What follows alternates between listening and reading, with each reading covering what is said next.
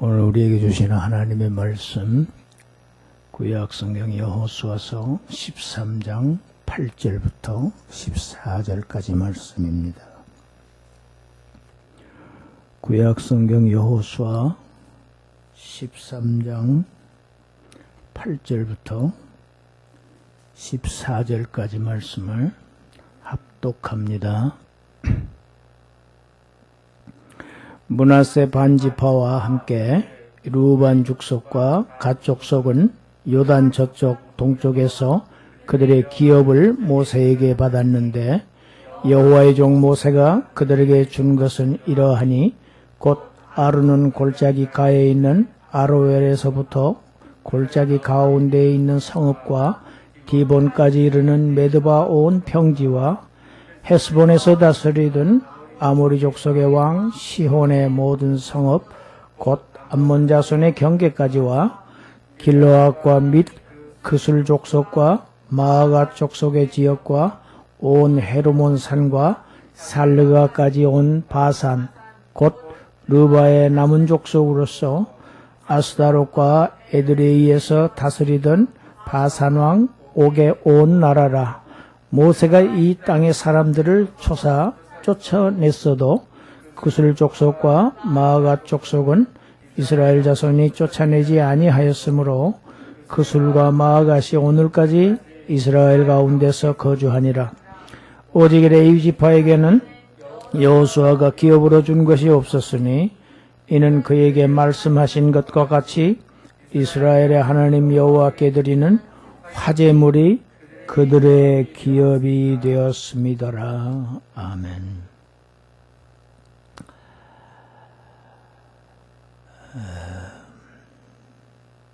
사도 바울이 고린도 교회 성도들에게 편지를 쓰면서 이스라엘의 얘기를 써서 그 중에 보냅니다. 바울이 왜 고린도 교회 성도들에게 이스라엘에 지나간 과거의 얘기를 편지로 써서 보냈는지 그 이유를 고린도전서 10장 11절에서 이유를 얘기하고 있습니다. 그들에게 일어난 이런 일은 본보기가 되고 또한 말세를 만난 우리를 깨우치기 위하여 내가 기록해서 보낸다. 여러분, 우리가 신약성도입니다. 신약성도인 우리가 구약을 왜 읽어야 하는가? 구약에서 무엇을 얻을 수 있는가? 심지어 어떤 사람은 우리가 왜 이스라엘의 역사를 배워야 하는가? 의문을 갖습니다. 거부합니다. 그런데 분명히 성경은 말씀하고 있습니다. 이스라엘의 역사를 통해서 배워라. 우리 흔히 그런 얘기 많이 하지요. 역사에서 배우지 않는 민족은 망한다. 여러분, 이스라엘의 역사를 우리가 잘 보면 그것이 곧 우리의 얘기들입니다.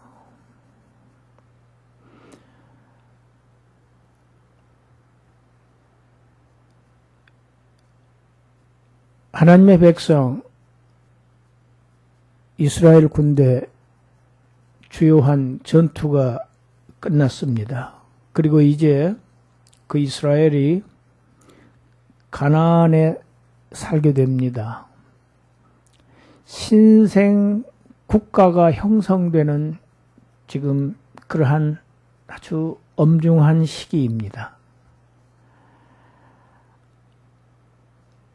노련한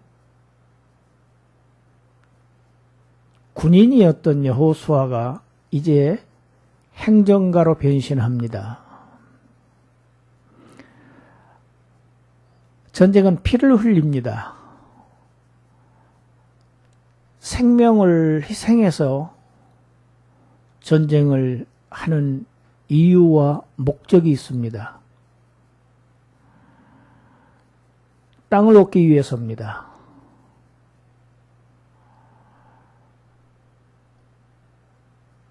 피를 흘리면서 전쟁을 통해서 얻은 땅, 이제 그 땅을 이스라엘의 각 지파에게 아주 공정하게 분배하는 일, 합당하게 나누어주는 일, 이건 역시 전투 못지않게 중요한 여호수아에게 부여된 사명입니다.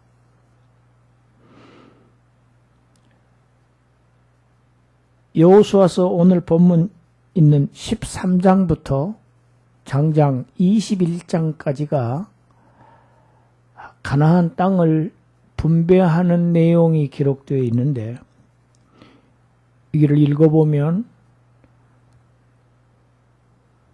지파와 지파들 간의 경계, 그리고 그 지역의 경계, 지명들, 그리고 성읍들의 그 목록들이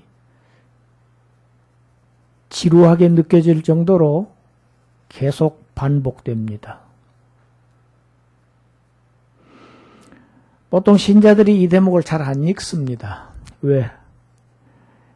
잘 알지도 못하는, 발음하기도 어려운 지명들이 자꾸 반복되고 중복되고 큰 의미가 없어 보이기 때문입니다. 그러나 그렇지 않습니다.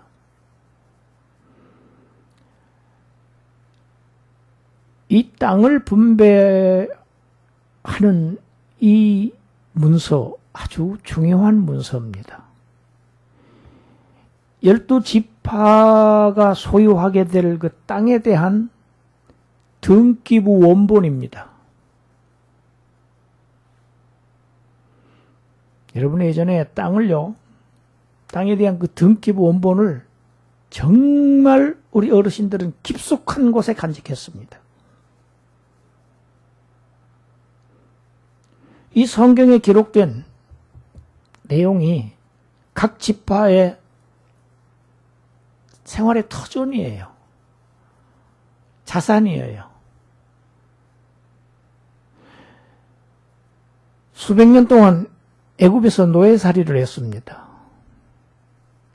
수십 년 동안 광야를 방황했습니다.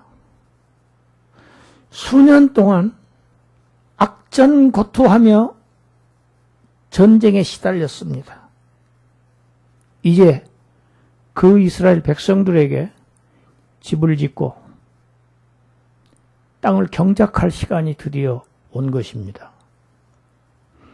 땅을 가꾸고 자기들의 가문을 일으키고 자신들의 땅에서 평화롭게 안정된 삶을 살 시간이 왔습니다.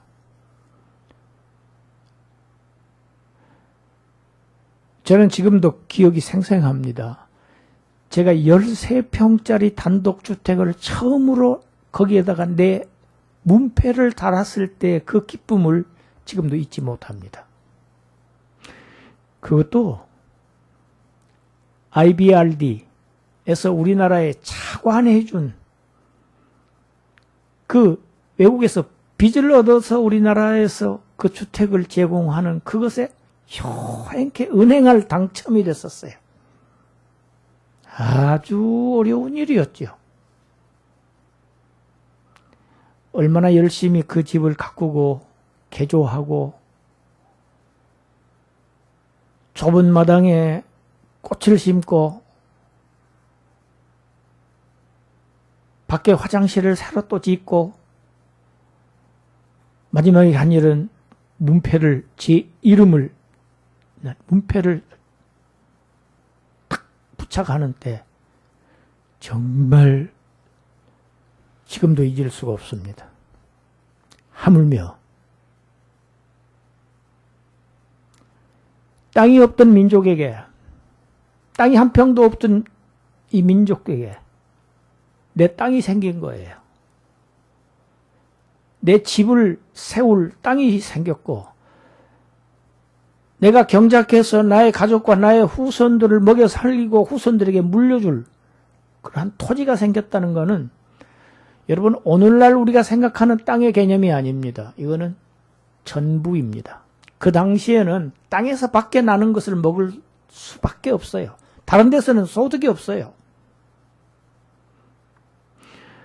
여러분, 지금도 역시 마찬가지입니다. 서울의 집값이 얼마나 천정부지입니까?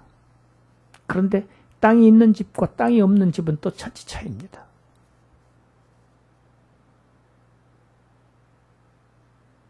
그래서 지금 어떤 전문가들은 비책을 제시합니다. 땅값이 비싸니까 이 비싼 땅에 고층으로 올리도록 조금 풀어라. 그리고 집값만 받고 월세를 받고 젊은이들에게 역세권에서 내주면은 이 문제 해결된다.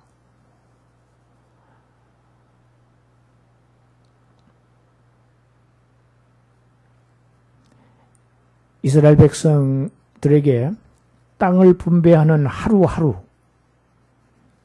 정말 행복한 시간이었습니다. 오늘 본문은 요단강 건너기 전에 요단강 동쪽에서 이미 땅을 분배받은 두 지파 반에 대한 이야기입니다.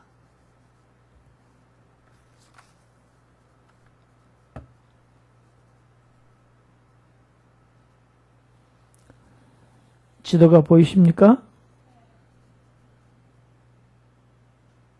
전체적인 그림을 보려면 이렇게 봐야 됩니다. 이 가나안 땅이지요.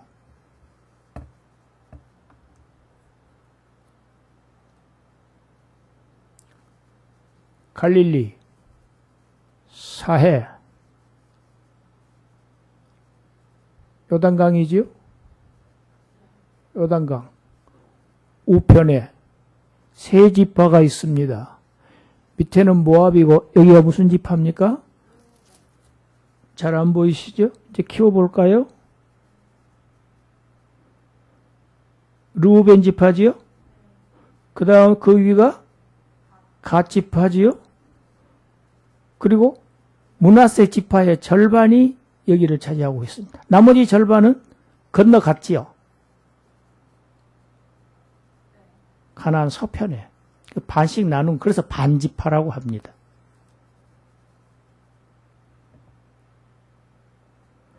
이 아르논강을 이게 경계입니다. 이 아르논강이 보이죠?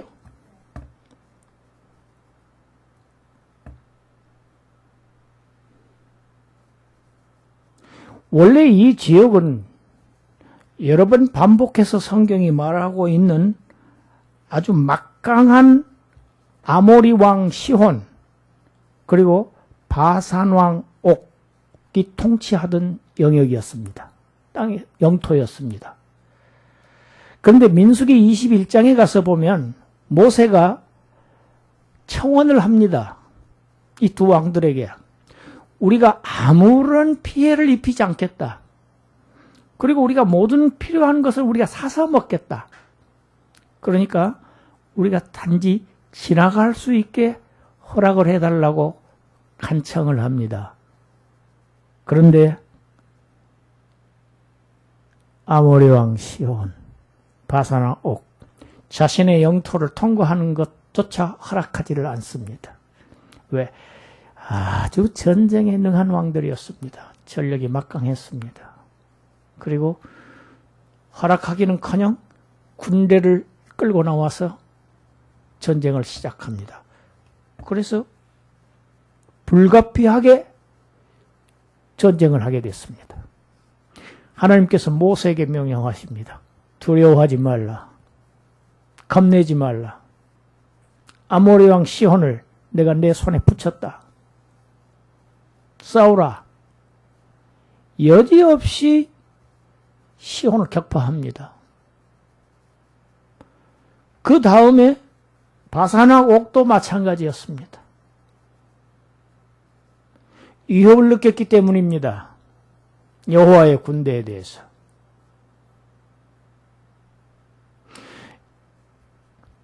그래서 이 막강한 이 왕들이 통치하던 이 지역을 모세가 빼앗습니다.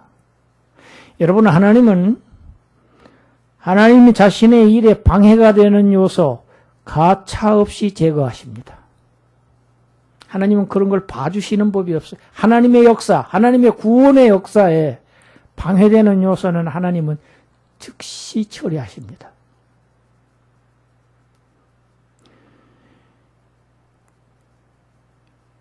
르우벤 지파, 갓 지파, 므낫세 반 지파, 이 두 지파 반은 원래 가축을 아주 많이 소유하고 있는 지파였습니다. 그러니까 부자지요.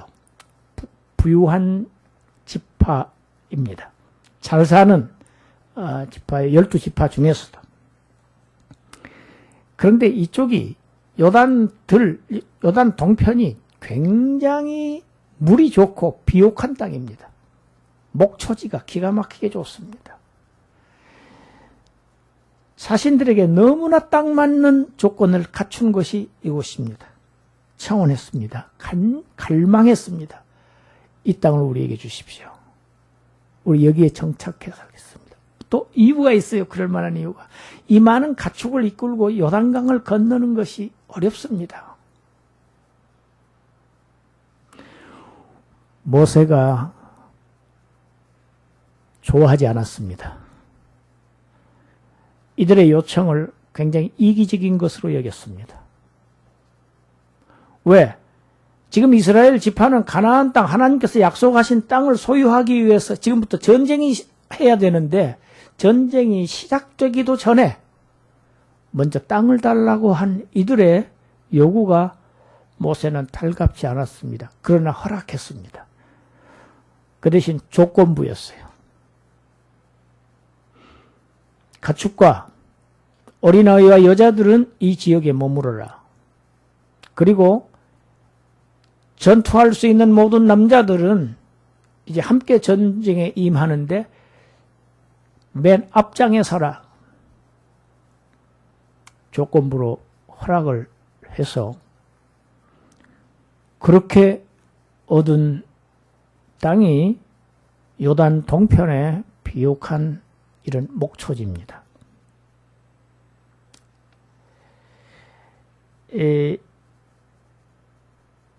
모세가 이 두 지파 반에게 주었다고 민수기 32장에 이미 기록되어 있는 내용이 여기에 여호수아서에 재차 언급된 것입니다. 두 지파 반 중에서 르우벤 지파가 있지요. 여러분 여기서 르우벤 지파의 이야기를 좀 해야 됩니다. 본문에서는 별다른 설명이 없습니다. 르우벤은 여러분 이스라엘의 원래 이름은 야곱이지요. 야곱의 이름이 이스라엘로 하나님께서 변경해 주시지요. 그러니까 야곱의 12 자손들입니다. 그런데 그 중에서 장자가 르우벤입니다. 이스라엘의 율법에 따르면은 신명기 21장 17절에 딱 규정되어 있어요. 장자는 다른 형제보다 배를 더 받습니다. 상속을. 두 몫을 상속받는 권리가 있는 것이 장자입니다. 장자의 축복입니다. 그게 장자권 그래요. 어떤 교회는 그래서 장자교회 그렇게도 이름을 짓지요. 그런데 창세기 49장에 보면 야곱이 마지막 임종 직전에 자기의 자녀들에게 유언을 하는 그 유언장이 49장입니다. 거기 읽어보면 이런 구절이 나옵니다. 이제 유언의 시작이 장자부터 할 거 아닙니까? 르우벤을 부릅니다. 르우벤아, 너는 장자요, 내 능력이요, 내 기력의 시작이라. 위풍이 월등하고 권능이 탁월하다마는 물의 끓음 같았은즉 너는 탁월하지 못하리니 내가 아버지의 침상에 올라 더럽혔음이로다. 그가 내 침상에 올랐었도다.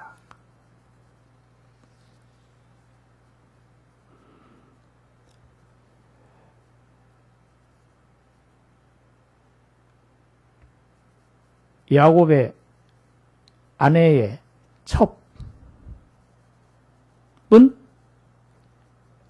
야곱에게 속한 아내입니다. 젊은 아내죠. 젊은 첩이죠.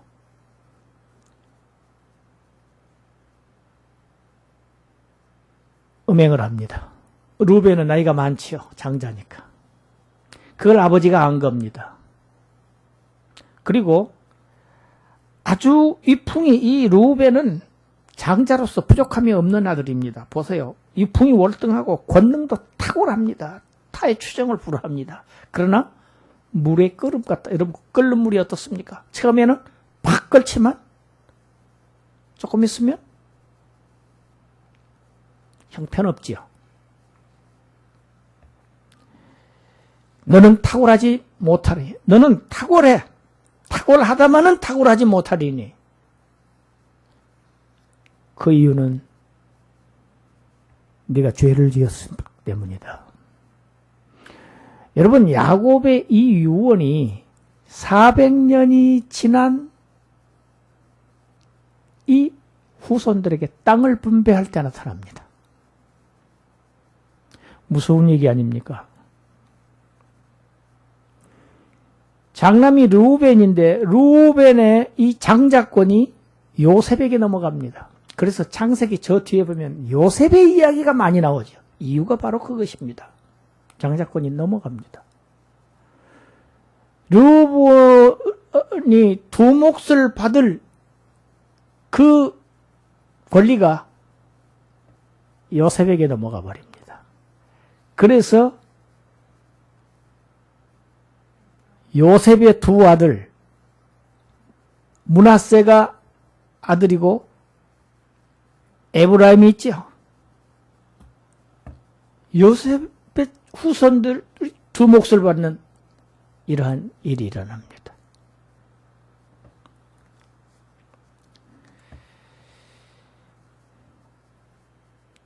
부모의 신앙의 결과가, 선대 후손의 결과가 어떻게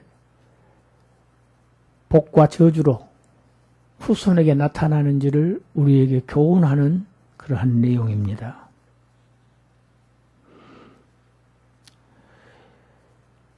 그리고 우리가 오늘 본문에서 또 하나 짚고 넘어가야 할, 살펴봐야 할 교훈이 있습니다. 이 두 지파 반이 요단 동편에서 이렇게 기업을 받은 것, 이건 과연 잘한 일인가? 현명한 판단이었는가? 우리가 인간의 역사가 자꾸 반복된다고 합니다. 성경에도 역사가 반복되는 내용이 나옵니다. 훨씬 이보다 이전 창세기 때 일을 우리가 한번 볼 필요가 있습니다.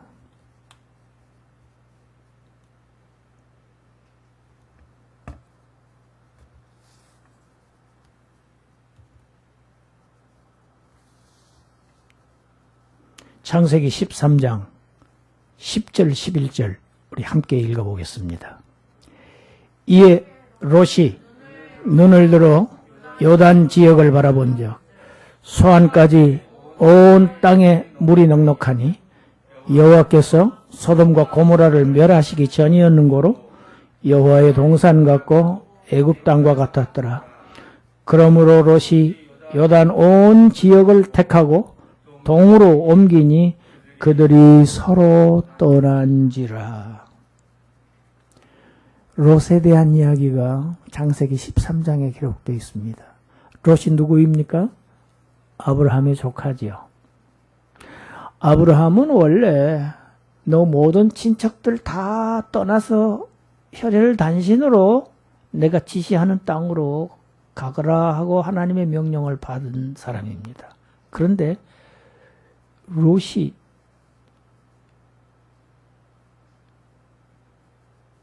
따라온 거예요.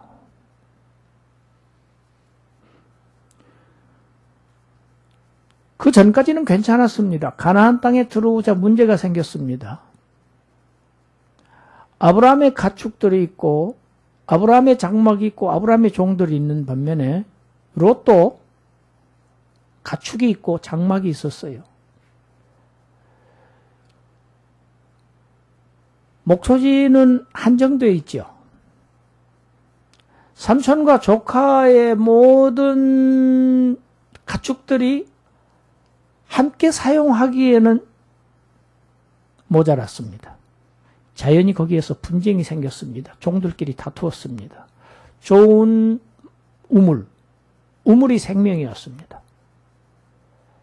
고대에서 우물의 중요성은 정말 아무리 강조해도 지나치지 않을 정도로 중요한 것이 우물이었습니다. 생명이었으니까요. 그 우물 주위에 강 주변에 있는 좋은 목초지를 서로 차지하기 위해서 종들이 다투는 일들이 자꾸 벌어졌어요. 아브라함이 조카 롯에게 얘기합니다. 너와 나와 다투는 것이 이게 좋지 않다. 여러분, 분쟁의 가장 좋은 해결 방법은 무엇입니까? 분리입니다. 싸우면, 떨어지면 안 싸우지요. 네가 좋은 곳을 선택해라.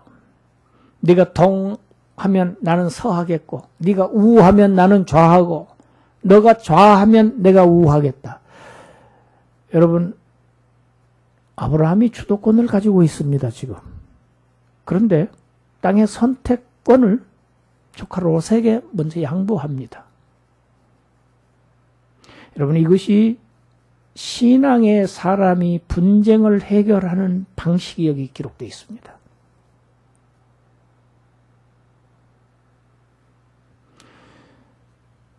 삼촌으로부터 그 말을 들은 롯, 눈을 들어서 요단 들을 바라봅니다. 여호와의 동산 같습니다. 여러분, 하나님이 멸하시기 전에 소돔 고모라는 에덴 동산 같았어요. 비옥한 나일 강가에 있는 애굽 땅과 같았습니다. 그렇게 비옥했다는 얘기입니다.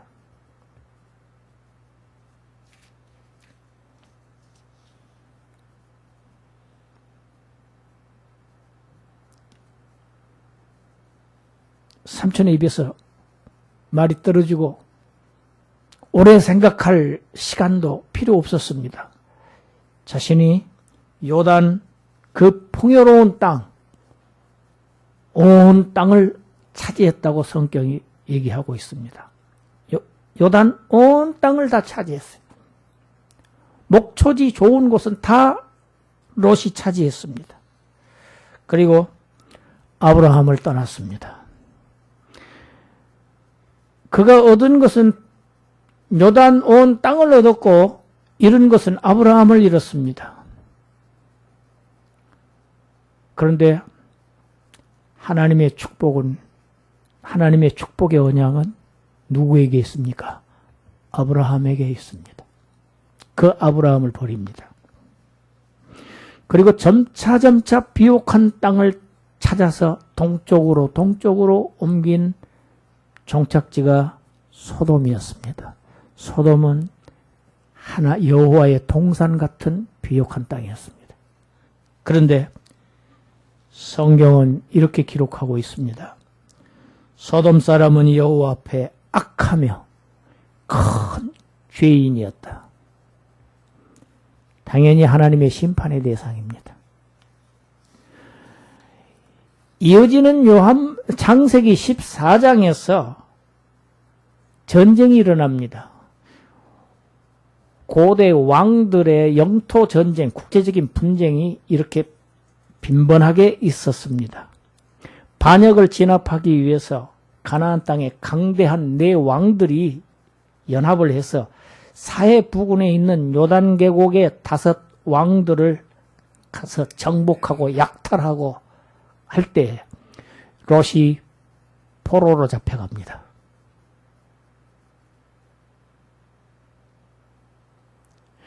무슨 이유로 아브라함이 그 좋은 땅의 선택권을 롯에게 양보했는지 그 이유가 창세기 13장 14절부터 17절까지의 성경이 설명하고 있습니다. 창세기 13장 14절 읽습니다. 롯이 아브라함을 떠난 후에 여호와께서 아브라함에게 이르시되 너는 눈을 들어 너희는 곳에서 북쪽과 남쪽 그리고 동쪽과 서쪽을 바라보라. 보이는 땅을 내가 너와 내 자손에게 주리니 영원히 이르리라. 내가 내 자손이 땅에 티끌 같게 하리니 사람이 땅에 티끌을 능히 셀 수 있을진데 내 자손도 세리라. 너는 일어나 그 땅을 종과 횡으로 두루 다녀보라. 내가 그것을 네게 주리라. 저의 개인적인 경험입니다.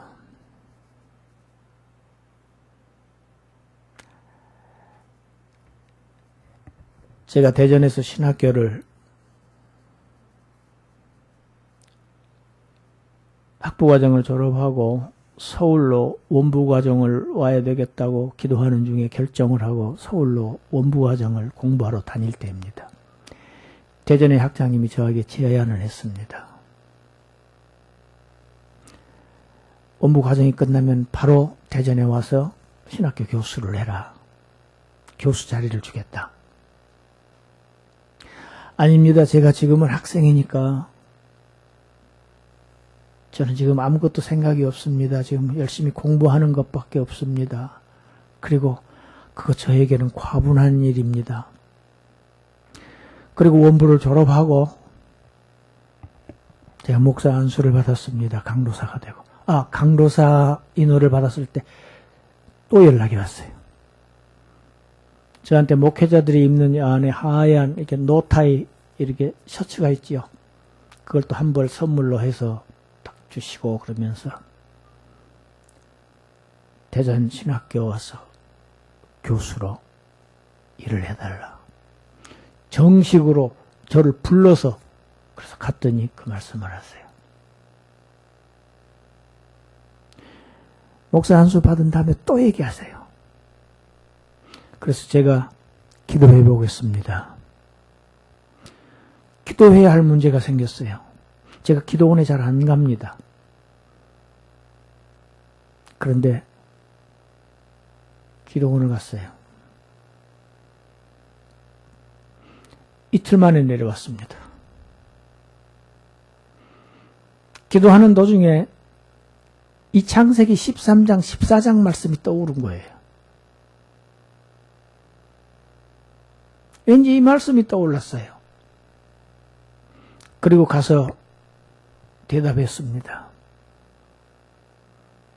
저에게는 굉장히 감사한 얘기고 좋은 조건이고 정말 참 좋은 일이지만 저는 사양하겠습니다. 아니 왜 교수를 시켜달라고 야단인데 왜 안 하겠다고 하는 것이냐. 저는 조그마한 교회를 개척해서 이렇게 전도를 하고 양육을 하고 싶습니다. 한 사람 한 사람씩. 그것이 저의 소원이고 꿈입니다. 신학교 교수는 유능하신 분들이 많이 있을 테니까. 아니 학장님 서랍에 이력서가 많이 있는 것을 제가 알고 있습니다. 유능하신 분들이 얼마든지 하실 것이고 저는 아주 작은 교회를 개척하고 싶습니다. 설사 그 길이 조금 어렵고 힘든 일일지라도 제가 기도하는 중에 내가 받은 느낌은 너는 좁은 길을 걸어가라. 조금 길이 평탄하지 못할지라도 그 길을 가라. 하시는 것처럼 제가 감동을 받았습니다. 감사합니다. 죄송합니다. 그리고 제가 사양을 했던 기억이 있습니다.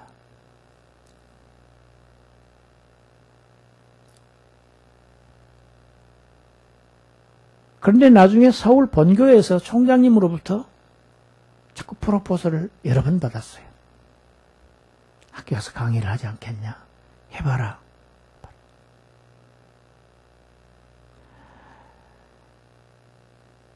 롯은 지금 당장 눈앞에 보이는 푸른 들판을 바라보았습니다. 손에 잡히는 풍요를 잡았습니다. 자신이 직접 선택했습니다. 아브라함은 롯의 선택에 대해서 관심이 없었습니다. 왜였을까요? 아브라함에게는 하나님의 언약이 있었습니다. 약속이 있었습니다. 아브라함에게 하신 하나님의 약속에는 광활한 땅과 함께 하늘의 별처럼 많은 후손을 하나님께서 약속하셨어요. 하나님의 그 약속 안에 풍부한 나의 지분이, 나의 소유가 있다는 것을 확신하고 그 땅을 하나님께서 주실 때까지 기다렸습니다. 이것이 아브라함과 롯의 차이입니다.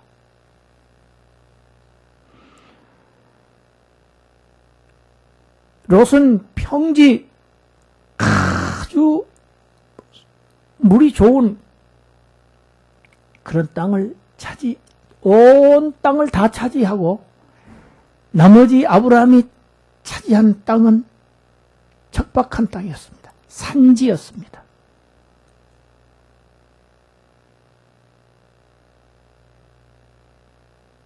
그런데 아브라함이 서 있는 곳은 산지예요. 평야지가 아니에요.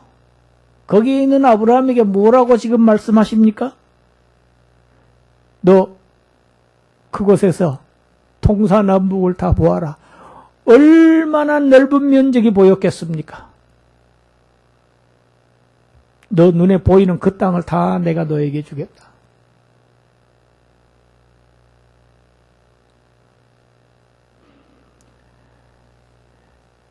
여러분, 르우벤과 갓과 므낫세 반지파의 영토는 지금 동쪽에 치우쳐 있습니다. 이스라엘의 다른 지파와는 완전히 분리가 되어 있는 지형입니다. 뿐만 아닙니다. 이 지역은 자연적인 방어물이나 경계가 없는 지역입니다. 완전히 툭 터져 있어요. 그 결과로 끊임없이 공격을 받아왔습니다. 모압, 가나안, 아랍, 미디안, 아말렉 족속들의 쉼없는 침입을 받았어요.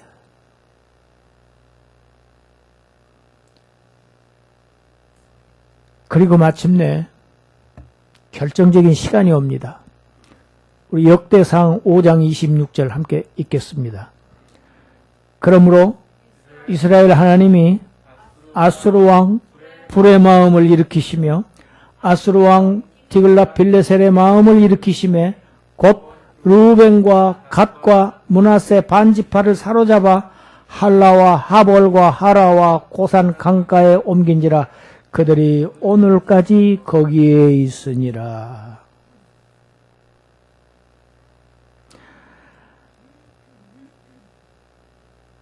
아수르 왕이 가나안을 탐냅니다. 제일 먼저 이 두 지파 반이 아수르 군대의 포로로 잡혀서 끌려갑니다. 이주당합니다. 이 땅 뺏깁니다.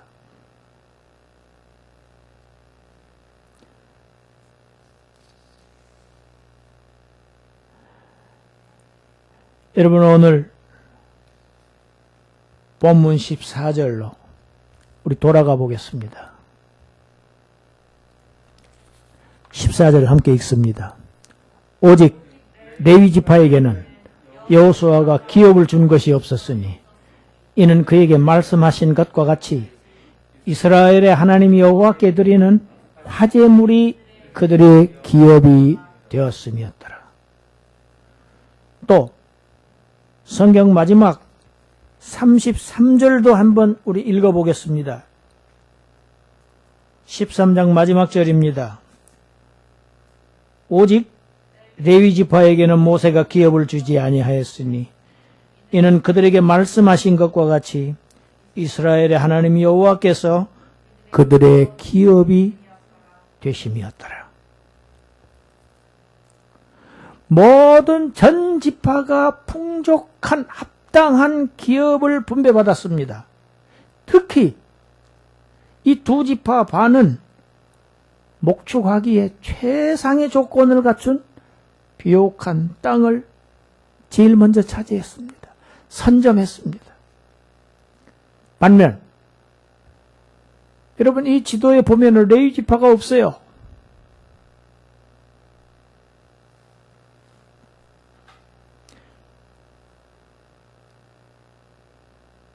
레위 지파에게는 모세가 기업을 주지 않았습니다.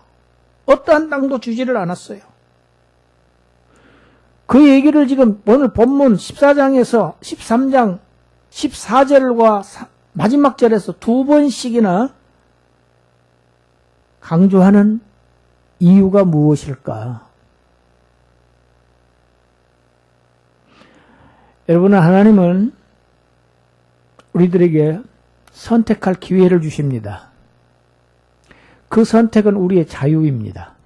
하나님은 인간의 그 자유를 절대 침해하지 않으십니다. 강제하지 않으십니다. 그래서 이 선택의 기회를 받은 사람은 생각이 중요합니다. 무엇을 중요하게 생각하는지. 그 결과에 따라서 선택을 하지요.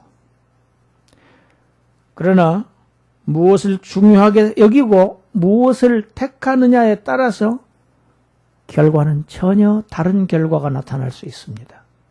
그것이 오늘 본문이 우리에게 주는 교훈입니다. 두 지파 반은 롯이 그랬던 것처럼 그들의 삶의 중심은 물질의 풍요였습니다. 눈에 보이는 것이었습니다. 눈에 보이는 것. 그리고 그것을 추구한 결과 그 후 그들은 그들의 기업을 영원히 잃고 말았습니다. 비참한 결과를 맞이하고 말았습니다.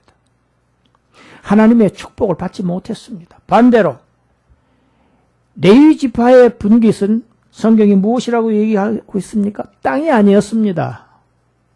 목초지가 아니었습니다. 백성들의 11조와 번제물 그리고 하나님을 섬기는 제사장직 33절에는 하나님 자신이 그들의 기업이었다고 땅이 아니고 땅을 주시는 하나님을 기업으로 받았다. 할렐루야.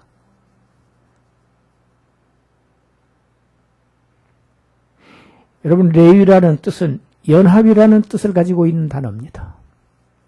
연합.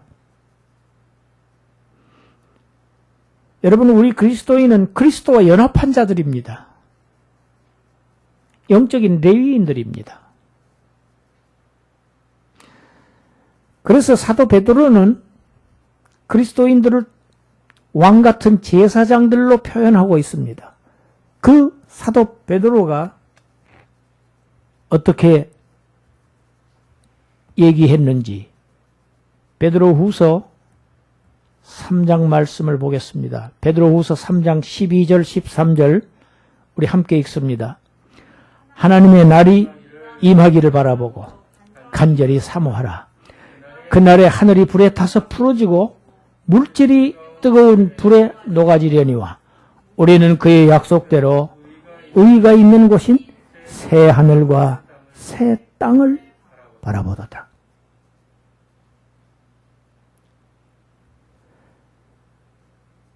사도 베드로는 그렇게 사도 바울은 또 골로새 성도들에게 어떻게 얘기했는지 골로새서 3장 1절부터 3절까지 읽습니다. 그러므로 너희가 그리스도와 함께 다시 살리심을 받았으면 위의 것을 찾으라. 거기는 그리스도께서 하나님 우편에 앉아 계시느니라. 위의 것을 생각하고 땅의 것을 생각하지 말라. 이는 너희가 죽었고 너희 생명이 그리스도와 함께 하나님 안에 감추어졌습니다. 할렐루야. 여러분 이 땅은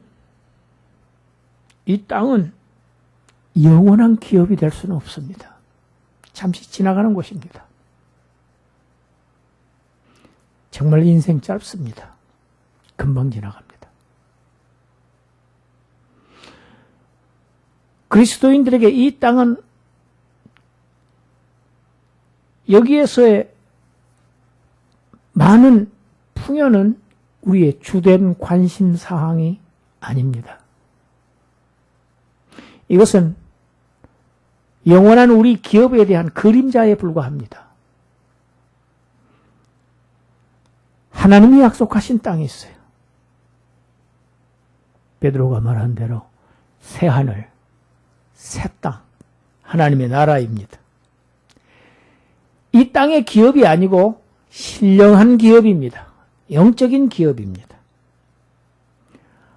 하나님께서 그들의 기업이 되었습니다. 여러분, 저와 여러분들에게 주시는 축복의 말씀입니다. 새 하늘과 새 땅을 바라보고 그것을 사모하며 그것에 관심을 가지고 그것을 지향하며 사는 그러한 영원한 기업의 상속자들, 그들은 생의 목적이 그곳이어야 합니다. 여러분, 목적이 이 땅에 있는 사람들, 얼마나 허망하고 비참하게 끝을 맞이하는지 우리가 자꾸 눈으로 보고 있습니다. 이것이 현실입니다. 그것이 깨어질 때 얼마나 절망하는지, 모든 것을 다 잃고 마는지 살아있는 교훈들이 시시각각 뉴스를 통해서 우리에게 전해지고 있습니다. 그보다도 오늘 본문 말씀을 통해서 요단강을 중심으로 해서 동편과 서편으로 나누인 지파들, 운명이 갈리는 얘기를 오늘 본문이 세세하게 설명하고 있지 않지만 우리가 그 이면을 볼 수 있는 그런 귀한 교훈입니다. 이 교훈, 저와 여러분들을 위해서 기록된 것입니다. 받는 자에게는 복이 임합니다. 복을 받으시는 여러분들 되시기를 주님의 이름으로 축원합니다. 기도합니다. 하나님, 우리에게 영원한 복을, 없어질 수 없는 영원한 것을 우리에게 주시겠다고 약속하신 하나님,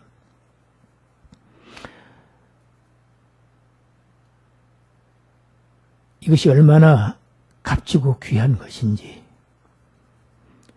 저희들이 때때로 잊고 이 땅을 주목할 때가 너무 많은 저희들입니다. 우리의 시선이 위의 것을 찾으라. 지금 하늘에 누가 앉아 계시느냐? 너희들은 하늘의 시민권자라고 하는 이 복된 신분을 잊지 않고 긍지를 가지고 이 땅을 살아가는 하나님의 백성들 되게 하여 주시옵소서. 예수님 이름으로 기도드리옵나이다. 아멘.